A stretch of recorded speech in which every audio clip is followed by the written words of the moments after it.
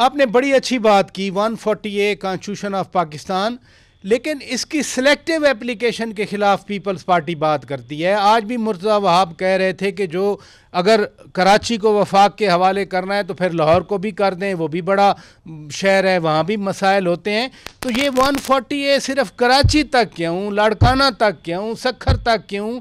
आपकी बात नहीं मानी जाती तो आप वज़ीर आज़म से एहतजाज भी तो करें, आपका मुआहदा वज़ीर आज़म के साथ है ना। प्राचा साहब, बड़ी जैसे कहते जो लोग भी बात करते हैं वो समझते हैं कि पूरा पाकिस्तान बेवकूफ़ है, इनकी बात में कोई लॉजिक नहीं है। नंबर वन, एक एक करके इसको एड्रेस कर लेते हैं। नंबर वन, ये बात कि 140A कराची के लिए क्यों?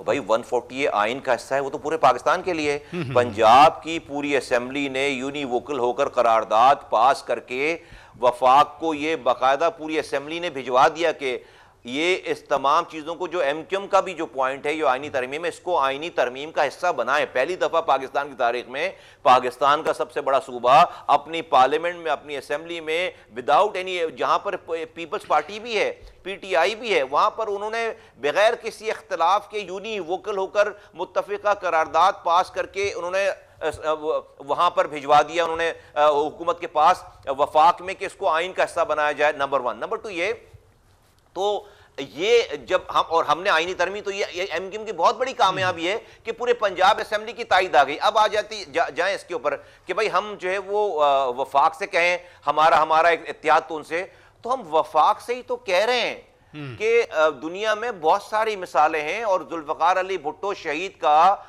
आर्टिकल 148 उन्हीं का बनाया हुआ आर्टिकल 149, जिसको ये बहुत वाज़े तौर पे कह रहा है कि अगर कोई सूबा अपने मुल्क अपने लोगों की जान और माल की हिफाजत करने में नाकाम हो जाए तो वफाक इंटरवीन करे। तो हम वफाक से ही कह रहे हैं, हम पीपल्स पार्टी से नहीं कह रहे। ये जो हम काम कह रहे हैं कि भाई अब इतना पोटेंशियल वाला शहर जो कि कराची है, जो कि 70% रेवेन्यू कमा कर देता है, जो कि जहां पर 2 सी पोर्ट्स ऑपरेशनल है पाकिस्तान में, जो कि पाकिस्तान का गेटवे है, जो कि पाकिस्तान का की बैकबोन है इकोनॉमी की, जहां पर पाकिस्तान की सारी फाइनेंशियल इंस्टीट्यूशंस हैं, जहां से पाकिस्तान को सबसे ज्यादा रेवेन्यू और टैक्स मिलता है, 50% से ज्यादा एक्सपोर्ट यहां से है, जो कि पूरे अफगानिस्तान का गेटवे है, सेंट्रल एशियन का गेटवे है पाकिस्तान का।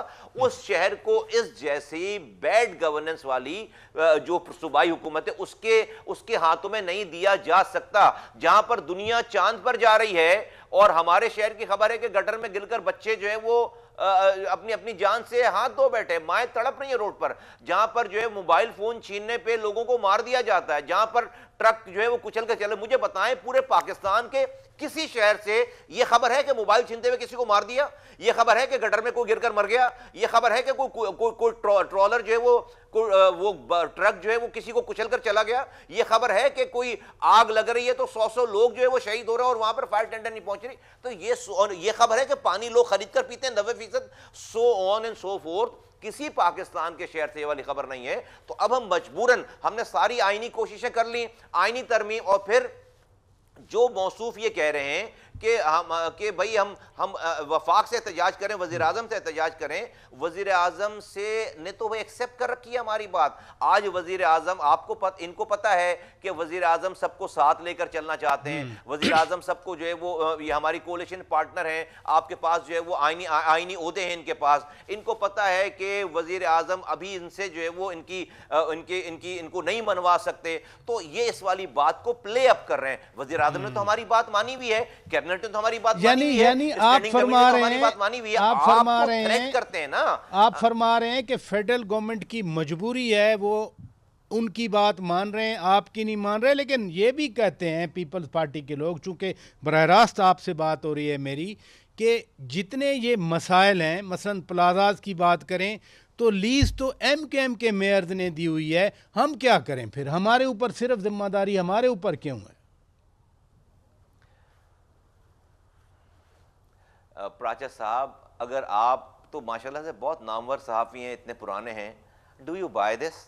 18 सालों से जिनके पास सूबाई हुकूमत है, 5 सालों से जिनके पास जो है वो पहले वो एडमिनिस्ट्रेटर थे, ये मेयर साहब अब जो है मेयर हैं, जिनके पास कोई तो अगर हमने सारे गलत लीज़ें दी हुई हैं तो आपने 18 सालों से कैंसिल क्यों नहीं की?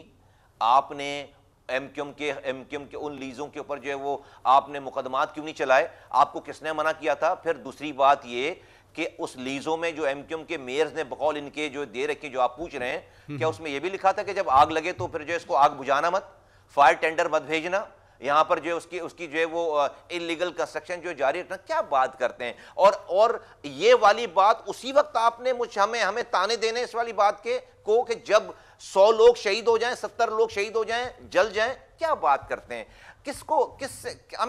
इस एटीट्यूड और इस गुफ्तगू के ऊपर आप किसी से लॉजिकल बात कर सकते हैं। इसी वजह से हम कह रहे हैं कि इन लोगों में नहीं ये कैपेसिटी है, ना इनका माइंडसेट है कि पाकिस्तान के चलाने वाले शहर को इनके पास ये जिम्मेदारी रहनी चाहिए। They are not mature enough कि लोगों को साथ लेकर चलें। लोकल गवर्नमेंट जहां जब वजूद में आई थी, उसका कॉन्सेप्ट ये होता था कि पूरी दुनिया में इसने सीख लिया कि किसी एक जगह पे मुल्क में हर एक किसी एक जुबान की अक्सरियत या जुबान, रंग, नस्ल, मजहब की अक्सरियत नहीं रहती, वहां पर कोई माइनॉरिटी भी होती है। तो अगर अक्सरियत वाली जमात किसी रंग, नस्ल, जुबान की बुनियाद पर अगर अपनी हुकूमत ऊपर बना ले, तो जहां पर वो माइनॉरिटी मेजॉरिटी में है, और माइनॉरिटी मेजॉरिटी को सेंस ऑफ पार्टिसिपेशन देने के लिए, ताकि उस मुल्क उसकी ओनरशिप आए, उसको लोकल गवर्नमेंट के इख्तियारात नीचे लेवल के दे दिए जाते हैं। इनके पास सूबाई हुकूमत है। अच्छा भाई, नंबर के हिसाब से तो हमारी सूबाई हुकूमत जिस तरह ये सेंसस करते हैं वो तो अभी नहीं आने वाली। तो जब तक सूबाई हुकूमत में हमारी हुकूमत नहीं आती,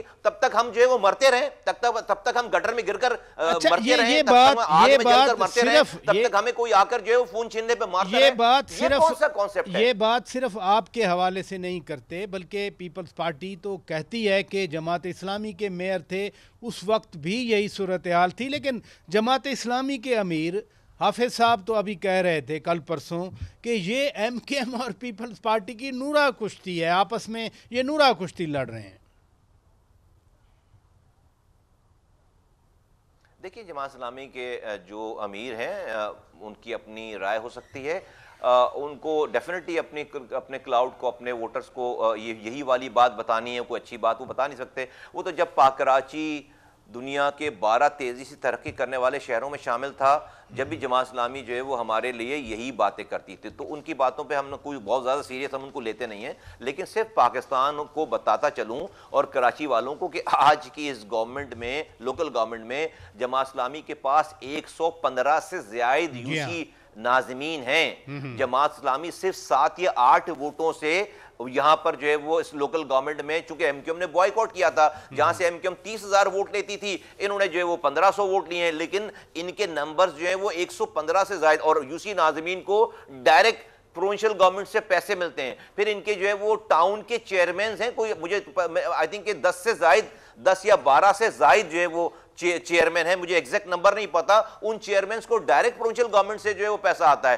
तो इस सारी तबाही बर्बादी में मैं कोई इल्जाम नहीं लगा रहा, प्रैक्टिकली ऑन रिकॉर्ड आप निकाल लीजिएगा इनको कितने पैसे मिले, ये बराबर के जिम्मेदार हैं। इस वक्त जो शहर में तबाही बर्बादी हो रही है, उससे जमात इस्लामी इस तरह के बयानात देकर अपने आप को बरियोजिमा नहीं कर सकते। वो खुद इसके पार्टनर्स इन क्राइम हैं। वो उनकी वजह से ये इनकी लोकल गवर्नमेंट जो है वो चल रही है। उन्होंने लोगों को बेवकूफ़ बनाने के लिए जुमे की नमाज के पास बस वो एक उनको मुजाहरा करना होता है, वो समझते हैं कि लोगों को याद नहीं रहेगी। ये मैं बताऊं, 115 से ज़ायद यूसी नाज़मीन इस वक्त जमात इस्लामी के हैं। तो वो तो पूरा डिस्ट्रिक्ट सेंट्रल जो है जमात इस्लामी के पास है, पूरा जो है वो डिस्ट्रिक्ट जो है वो ईस्ट जो है वो में उनके लोग हैं, वेस्ट में उनके लोग हैं, कोरंगी में, किमाड़ी में। तो जमात इस्लामी इस तमाम तबाही बर्बादी से बरी ज़िम्मा नहीं है।